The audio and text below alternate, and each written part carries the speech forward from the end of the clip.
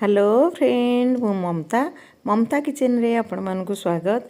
आज आसतु गोटे मस्त रेसिपीटे बनवा सेटा हला पास्ता। अच्छा कहले पास्ता केमती आपण माने बनाती मो ट्रिक रे केबे बनै चंदी जदि बनै नांती ताले वीडियोटी को फुल देखंतु। ताले आसतु डेरी न करिकी पास्तार रेसिपीटी को देखि नबा। एही पास्तार रेसिपीटी को आमे आज बिना पियाज रसुण रे बनैबा। देखंतु मुझे पैन रे 2 ग्लास पानी देइथिली। पानी आमर फुटीगलाणी से स्वाद अनुसार लुण पकेबा, गोटे चामच रिफाइन तेल पकेबा। पानी भल भाव फुटीगला परे आमे पास्ता को एथिरे ऐड करबा। मु एई रेसिपी को 2 जण मेंबर को पई बनौची। आपण माने जदि अधिका मेंबर को पई बनेबे ताले अधिका पानी देबे। देखंतु आमर पास्ता बढ़िया भाव फुटीगलाणी। एबे आमे पास्ता को चेक करि नबा जे आमर पास्ता सिझी कि नाई। देखंतु आमर पास्ता बढ़िया भाव सिझी जाइए। मु वीडियो रे आपण मानकु देखै दोची। देखंतु पास्ता 2 खंड हो गला ता माने आमर पास्ता पूरा सिझी जाइए। एबे आमे गैस को बंद कर दबा। पास्ता रे जो पानी बळी अछि ताकू गोटे चाली रे छाणी नबा। देखंतु सेई पैन रे आमे 2 चामच तेल पकेबा। मु एटा रिफाइन तेल यूज करछि। आपण माने चाहिले सोरिष तेल रे भी बनै परिबे। तापरे आधा चामच जीरा पकेकी आमे भल भाव रे जीरा को फुटिबा को छाडी दबा। देखंतु मु पास्ता बनैया पई कि किछि गाजर काटिकी नेछि, फाळे टमाटो को काटिछि, कैप्सिकम फाळे काटिछि, 2टा कंचा लंका को चुन चुन करी काटिछि, किछि धनिया पत्र नेछि, आउ अध कप मुझे फ्रोजेन मटर नहीं। आपण मान पाखे जदि फ्रोजेन मटर नथिबो ताले आपण माने नॉर्मल ग्रीन मटर यूज करि परिबे। देखंतु एबे हमरो देखंतु जीरा फुटी गलानी। मु गैस रो फ्लेम को लो कर देछि। तापर आमे जो परिवा काटिकी रखिथिले सबु परिवा को एका संगे देई दबा, किंतु धनिया पत्र को एबे ऐड करिबानी।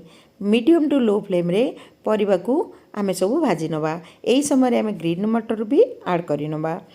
भल भाव में मिक्स करनवा। गोटे मिनट पाई मीडियम टू लो फ्लेम रे परिवा को भाजी नवा। मु एई रेसिपी को बिना पियाज रसुण रे बनौची। आपण माने चाहिले जदि पियाज खाउथिबे ताले एई समय रे पियाज भी काटिकी पकई परिवे। आमे परिवा को बेसी भाजीबानी, परिवा को क्रंची रखिबा। सेथिबें कि बेसी नरम हबा जाए आमे परिवा को भाजीबानी। केवल गोटे मिनट 2 मिनट पई मीडियम टू लो फ्लेम रे न घोड़ेकी परिवा को भाजी नवा। देखंतु आमर परिवा भाजी हो गलानी। तापरे आमे सेथिरे गोटे छोट चामच लंका गुंड, आधा चामच रु कम हळदी गुंड, आधा चामच रु कम धनिया पाउडर, आउ आधा चामच आमे एठी किचन किंग मसला ऐड करिबा। किचन किंग मसला पकेले आमर पास्तार टेस्टा बहुत बढ़िया लागिवो। तापरे स्वाद अनुसार लुण पकेबा, भल भाव रे मिक्स करि नबा। मसला ऐड करिबा समय रे गैस को पूरा लो करिवे। सेई लो फ्लेम रे आमे परिवा सहित मसला को भल भाव में मिक्स करि नबा। जमा हाई रखिबेनी नहले मसला सब जळी जिवो आ पास्तार टेस्टा भल आसीबनी। देखंतु हमर परिवा सहित मसला भल भाव में मिक्स हो गला। एबे आमे जो पास्ता सिझेकी रखिथिले से पास्ता को ए परिवार रे एबे ऐड करि नबा। पास्ता को अधिक टेस्टी बनया पई आ गोटे सीक्रेट मसला मु ऐड करूची। सेटा हला मैगी मसला। मु पास्ता रे पास्ता मसला ऐड करूनी, मैगी मसला ऐड करची। आमे पास्ता को देखिकी मैगी मसला पकेबा। मु 2 जनक पई की बनौची, सेति पई की गोटे पैकेट रो अधा मैगी मसला मु ऐड कली। जदि आपण माने अधिका मेंबर को पई बनेबे ताहले फुल गोटे पैकेट ऐड करिवे। तापरे भल भाव रे मिक्स करि नबा।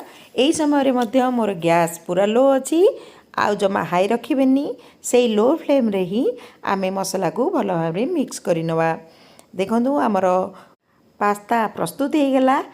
आपण मानकु मोर पास्तार रेसिपी केमती लागिला निश्चय कमेंट बॉक्स रे जणेबे। अच्छा कहले आपण माने मो वीडियो को को जगह देखुचंती, आपण मानकु मो रेसिपी केमती लागुची ता मध्य कमेंट बॉक्स रे जणेबे।